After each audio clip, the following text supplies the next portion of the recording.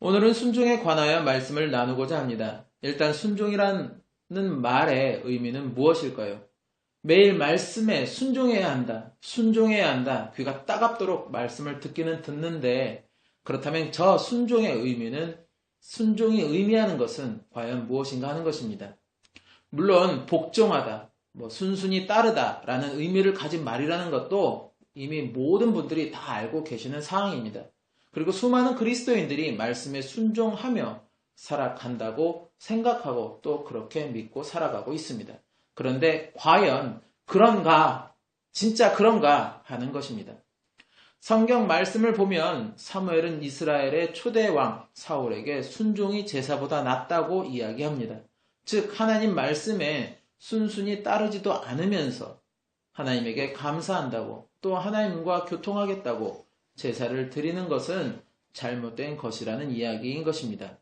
오늘날로 따지면 하나님 말씀에 따르지도 않으면서 백날 나와서 예배를 드린다고 하는 것은 그 예배가 하나님께 연락이 되는 예배가 아니라는 것입니다. 백날 첫날 하나님께 예배를 드리고 예물을 드리며 헌신을 하여도 말씀에 순종하지 않는다면 아무런 유익이 되지 못하는 것입니다. 그것은 하나님은 순종치 않는 자들의 예배, 예물, 헌신은 받으시지 않기 때문입니다. 마태복음 7장 21절에서 27절에 예수님은 이렇게 말씀하셨습니다. 나더러 주여 주여 하는 자마다 천국에 다 들어갈 것이 아니요 다만 하늘에 계신 내 아버지의 뜻대로 행하는 자라야 들어가리라.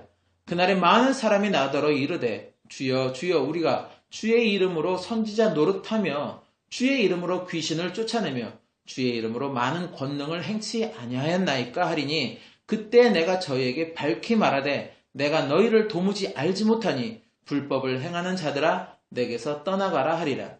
그러므로 누구든지 나의 이 말을 듣고 행하는 자는 그 집을 반석 위에 지은 지혜로운 사람 같으리니 비가 내리고 창수가 나고 바람이 불어 그 집에 부딪히되 무너지지 아니하나니 이는 주초를 반석 위에 놓은 연고요. 나의 이 말을 듣고 행치 아니하는 자는 그 집을 모래 위에 지은 어리석은 사람 같으리니 비가 내리고 창수가 나고 바람이 불어 그 집에 부딪힘에 무너져 그 무너짐이 심하니라.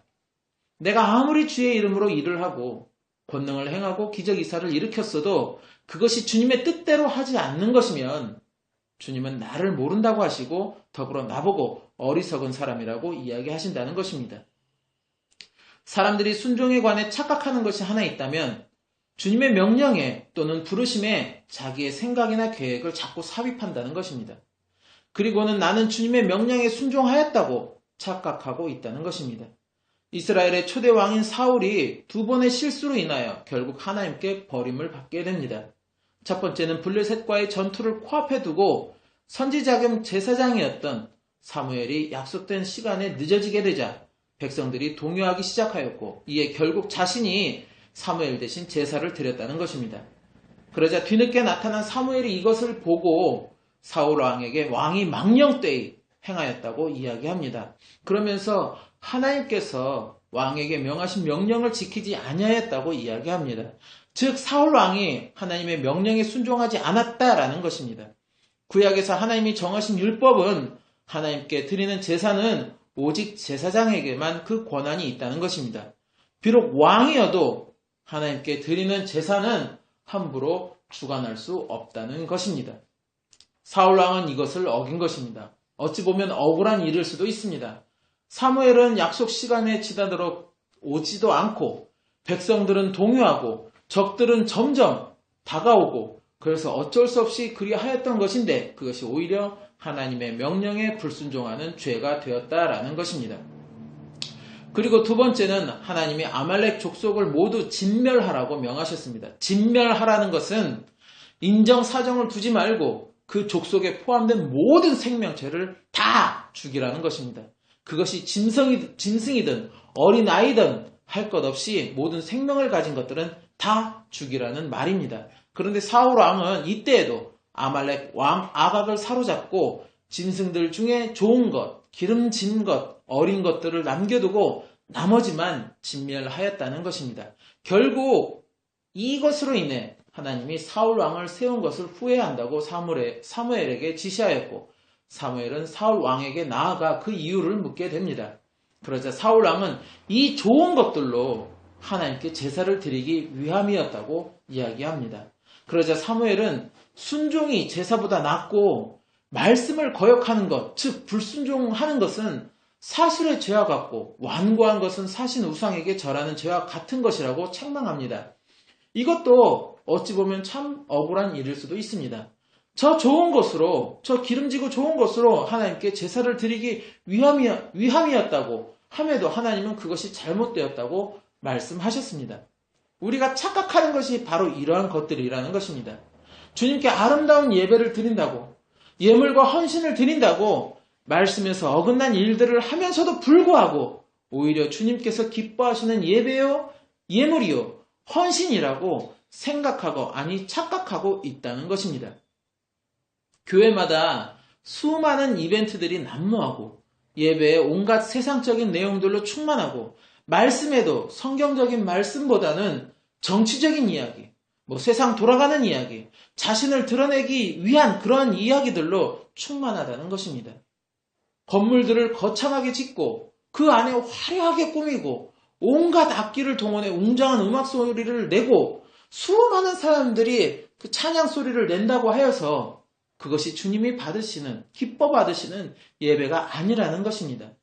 하나님이 받으시는 예배는 오직 신령과 진정으로 드리는 예배를 하나님은 받으신다고 하셨고, 그렇게 예배를 드리는 자를 하나님은 찾으신다고 말씀하셨습니다. 신령과 진정이라는 것은 성령으로 드리는 예배, 또 진리로, 말씀으로 드리는 예배라는 것입니다. 교회의 주인이 누구인지, 예배의 주체가 되시는 분이 누구인지를 망각하는 교회가 점점 늘어나고 있다는 것입니다. 성도들을 위한답시고 교회 내 세상적인 것들을 들여와서 운영하기도 하고, 심지어 어느 교회에서는 권사, 집사들이 모여 화투를 치는 그런 방도 있다고 합니다. 성도들의 단합을 위해서이고 성도들이 교회에 애착을 갖게 하기 위함이라고 이야기는 하지만 교회는 그런 장소가 아니라는 것을 일찍이 예수님은 교회는 오로지 하나님께 나와 예배하고 기도하는 장소임이라고 말씀하셨습니다. 점점 예배도 교회도 하나님이 보시기 좋은 것이 아니라 세상에서 또 사람들에게 비춰지는 모습들을 좋게 하기 위해 변질되어 가고 있다는 것입니다. 또한 성도들 역시도 하나님을 바라보고 하나님께 예배를 드리기 위해 또 기도를 드리기 위해 교회를 찾기보다는 목회자를 보기 위해서, 사람과의 관계를 맺기 위해서, 어떠한 이벤트를 즐기기 위해서 교회를 찾는다는 것입니다. 그러므로 인해 사람 간의 관계가 문제가 생기고 목회자에게 어떤 실망스러운 부분들이 발생하게 될 때 성도들은 실망하고 예배를 등한시한다거나 교회를 떠나는 일들도 발생하게 된다는 것입니다. 내가 교회에 나오는 진정한 이유가 무엇인지 다시 한번 되짚어 봐야 한다는 것입니다. 그것이 하나님께 진정으로 예배를 드리기 위한 것이고 기도를 드리기 위한 것이 아니라면, 즉 오직 하나님과 나와의 관계를 바라보고 교회에 나오는 것이 아니라면 그것은 문제가 있다라는 것입니다. 하나님이 받으시지 않는 예배, 하나님이 인정하시지 않는 헌신은 그것은 자기에게 자기 스스로는 어떠한 위안이 될지는 모르겠지만 하나님과의 관계 속에 진정한 유익은 되지 못한다라는 것입니다. 그리고 오히려 그러한 것이 하나님께 더욱더 죄를 쌓아가는 일이 된다는 것을 알아야 하는 것입니다. 순종은 그것이 자이든 타이든 내게 떨어진 명령 그대로를 이행하는 것입니다. 사람을 긍휼히 여긴다고 하여서 자신이 가지고 있는 가치관이나 이성적인 어떤 기준에 부합되지 않는다고 하여서 명령이 옳지 않다고 하여서 자기 멋대로 해석하고 자기 멋대로 그 명령을 이행하게 된다면 결국 사울왕의 모습처럼 하나님께서 인정하시지 않는 그런 순종이 된다는 것을 알아야 하는 것입니다. 자꾸 인본주의적인 관점으로 성경을 해석하고 판단하고자 하니까 말씀에서 벗어나는 오류를 범하면서도 불구하고 그것이 올바른 주의 일인 것처럼 주장하게 된다는 것입니다. 지금 많은 교회들이 또 목회자들이 하나님의 사랑을 강조하십니다. 물론 하나님은 사랑이십니다. 그래서 인간의 죄를 대속시키고자 독생자 예수 그리스도를 이 땅에 보내시는 크나큰 사랑도 베푸셨습니다. 그러나 그렇다고 사랑만을 강조해서는 안 된다는 것입니다. 하나님은 출애굽 당시 모세에게 은혜 줄 자에게 은혜를 주고 긍휼히 여길 자에게 긍휼을 베푸신다고 말씀하셨습니다. 인간을 사랑한다고 아무에게나 은혜를 주고 긍휼을 베푼다고 말씀하시지 않으신 것입니다. 그런데 지금은 하나님께만 나오면 다 은혜를 주고 다 긍휼을 베푸신다는 식의 말씀들을 하신다는 것입니다. 아니 심지어 예수님을 부인하는 종교도 구원이 있다고 이야기를 한다는 것입니다. 그리고 동성애자들을 불쌍히 여겨야 한다. 그들을 인정해야 한다. 그들을 교회에서 받아들여야 한다고까지 이야기하고 있습니다. 그것이 하나님의 뜻이며 사랑이라고 이야기하고 있다는 것입니다. 그런데 성경 어디에도 그런 말씀은 있지 않습니다. 오히려 동성애자들이 창궐하였던 소돔과 고모라는 그 죄로 인하여 하나님의 심판 가운데 멸망하였고 예수님은 오직 예수님을 통하지 않고서는 아버지께로 올 자가 없다고 직접 말씀하셨습니다. 그리고 10계명의 제1의 계명이 하나님 외에는 다른 신을 섬기지도 말라라는 것입니다. 믿음, 소망, 사랑 중에 그 중에 제일은 사랑이라고 한다고 하여도 사랑은 모든 허다한 허물을 다 덮는다고 하여도 그렇다고 하나님이 가증히 여기시는 이러한 일들까지 사랑으로 감쌀 수 있는 것은 아니라는 것입니다. 온 땅이 폐괴, 즉 부패로 가득 찼을 때 하나님은 모세의 가족을 남기시고 모두 물속에 수장시켜 버리셨습니다. 당시 부패가 지금처럼 서로 뇌물을 주고받고 하는 그런 어떤 물질적인 부패가 아니라 도덕적인 부패, 즉 하나님이 금지하는 일들을 또 인간으로서는 하지 말아야 할 일들을 당시에 서슴지 않게 행했고 그것이 온 땅에 만연하여 있었다는 것입니다. 그리고 이제 계시록에는 분명히 세상에 또 한 번의 하나님의 심판이 임하게 될 것이라고 말씀하고 있다는 것입니다. 그리고 최후의 백보자 심판을 통해 생명책에 그 이름이 기록되지 못한 자들은 그 행위대로 모두 심판을 받게 될 것을 말씀하고 있다는 것입니다. 우리가 성경을 읽고 듣되 그저 그렇게 흘려 듣고 읽어서는 안 된다는 것입니다. 그리고 아무렇게나 자기의 임의대로 성경을 해석해서 그것이 옳다고 주장해서도 함부로 행동해서도 안 된다는 것입니다. 말씀의 본질을 잘 깨닫고 그 말씀의 본질대로 우리는 순종하는 삶을 살아야 하는 것입니다. 말씀대로 순종하는 삶은 때로는 핍박이 따르고 고통이 따르며 손가락질을 당하는 삶이 될 수도 있습니다. 그러나 진정한 말씀의 본질을 따른 순종의 삶이라면 그럼에도 불구하고 순종하며 살아가야 하는 것입니다. 왜냐하면 그 순종의 삶이 내가 생명책에 내 이름을 기록하는 삶이며 그 기록된 내 이름이 흐려지지 않게 되는 삶이 되기 때문입니다. 그리고 결국 그것이 내가 구원을 받는 길이 될 수 있기 때문입니다.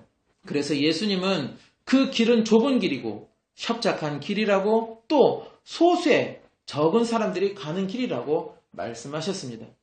마지막 때 참 믿는 자를 보겠는가 탄식하신 예수님의 그 말씀을 우리는 항상 머릿속에 마음속에 되뇌이며 나를 말씀으로 또 점검해야 하는 것입니다. 내가 진정 말씀에 올바른 순종을 하고 있는 것인가? 혹시 내가 순종한다는 지금 이 순종이 잘못된 순종을 하고 있는 것은 아닌가? 올바른 순종을 하기 위해서는 먼저 말씀의 본질, 즉 말씀의 진정한 의미를 깨달아야 하는 것입니다. 그러기 위해서는 또한 성령 충만을 구해야 하는 것입니다. 내 임의대로 말씀을 해석하고 깨닫는 것이 아니라 성령을 통해 하나님께서 말씀을 깨닫게 해 주실 수 있도록 기도해야 하는 것입니다. 저 역시도 말씀을 전하고는 있지만 항상 말씀을 전하면서도 혹시나 잘못 전하지는 않는가 두려움을 느끼며 말씀을 전합니다. 그래서 원고도 다시 한번 살펴보고 또 살펴보고 혹시나 또 잘못된 것은 없는가 기도하고 또 기도하고, 지금은 고인이 되신 분이시지만 옥하는 목사님께서는 본인은 말씀을 전하면 전할수록 말씀을 전하는 것이 계속적으로 너무나도 어렵고 힘들다라고 이야기하셨습니다. 저 역시도 이 말씀은 이렇게 전하지만 제 스스로도 너무나도 부족함이 많다라는 것을 잘 알기에 말씀을 준비하고 전할 때마다 꽤 엄청난 부담감을 갖게 됩니다. 그리스도인의 올바른 순종은 덮어놓고 선이라면 다 행하는 것도 아니고 덮어놓고 사랑하고 긍휼을 베푸는 것도 아니라는 것입니다. 오직 주님의 뜻대로 행하는 순종이 바로 주님께서 바라시고 원하시는 순종이고, 그것이 우리 그리스도인의 올바른 순종이라는 것입니다. 철저하게 말씀에서 원하시는 것이 무엇인지 그 진정한 의미를 깨닫고자 노력하고 힘써서 깨닫게 되는 그 의미에 순종하는 삶을 우리는 살아야 하는 것입니다. 그리고 능력을 베푼다고, 예언을 한다고, 그의 삶이 진실되고 신실해 보인다고 덮어놓고 그가 전하는 말이 다 진실된 말이라고 믿어서는 안 된다는 것입니다. 사람은 그 어떤 누구도 완전하지 못합니다.